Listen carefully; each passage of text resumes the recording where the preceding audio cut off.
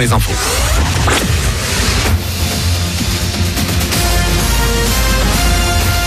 Toute l'actu sur Monaco-Menton avec Frédéric Plat.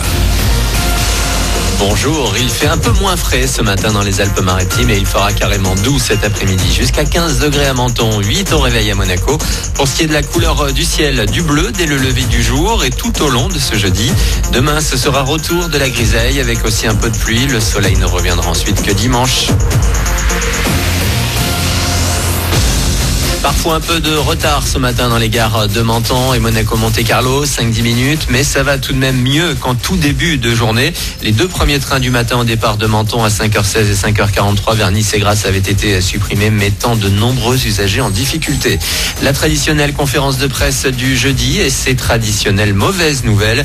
Le Premier ministre devrait annoncer des mesures plus restrictives ce soir pour faire face à la Covid-19.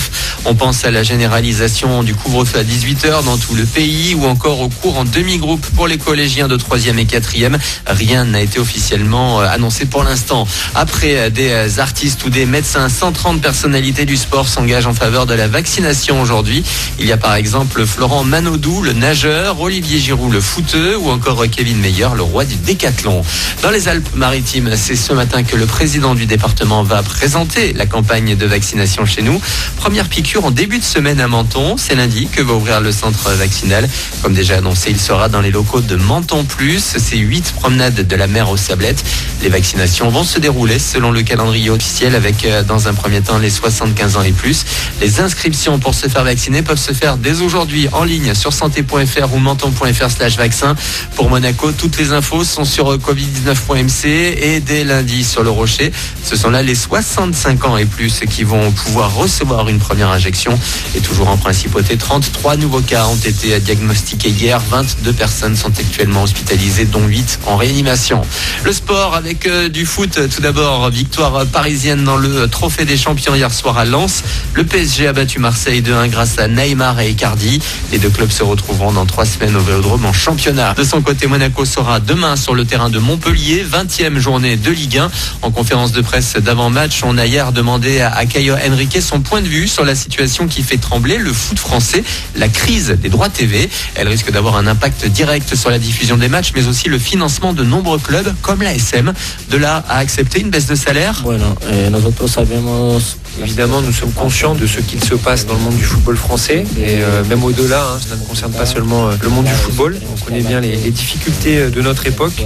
Je pense que c'est un sujet qu'il convient d'aborder tous ensemble. Je ne peux pas, moi, du haut de mon pupitre, donner des suggestions à qui que ce soit ou imposer quoi que ce soit. S'il s'agit d'aider le club et s'il s'agit d'aider la Ligue, bien évidemment que je serai favorable à l'idée de participer et d'aider mon club, mes coéquipiers et la Ligue. Donc il n'y aurait pas de souci de mon côté en tout cas. Et la chaîne Téléfoot doit encore rediffuser les matchs au moins jusqu'à la fin du mois. Canal+, favori pour reprendre la diffusion, estime que les droits sont trop chers et demande un nouvel appel d'offres. En foot, toujours, on connaît la date du derby. L'AS Monaco affrontera Nice le 3 février à 21h pour le compte de la 23e journée de Ligue 1. Une rencontre au Louis II, diffusée normalement sur Canal+ Sport. Un mot de basket également avec la Roca Team qui, pour son entrée dans le top 16 Eurocup, était à Nanterre hier soir. Les Monégasques l'ont très largement emporté, 93-65. Enfin, sur le Vendée Globe, ça bouge encore. Si Charlie Dalin reste en tête de la course en solitaire, c'est désormais Louis Burton, son premier poursuivant à l'approche de l'équateur. Arrive ensuite Yannick Bestaven, désormais 3e. Ça ne change pas non plus, non loin de là, pour Boris Herman. Pour le Yacht Club de Monaco, 6e. Le Grimaldi Forum à Monaco, de retour sur le devant de la scène en 2021. Le Centre des Congrès de la Culture a annoncé hier un début de programmation. Patrick Bruel sera à la salle des Princes le 2 juillet. Dans un autre registre, Julien Clerc le 11 septembre. Et à cause de la crise sanitaire, les places seront dans un premier temps mises en vente en demi-jauge. Quelques salons doivent également avoir lieu sur le premier semestre, comme le 60e Festival de télévision de Monte-Carlo. Voilà pour vos infos. Bon début de journée avec Manu, 26-10.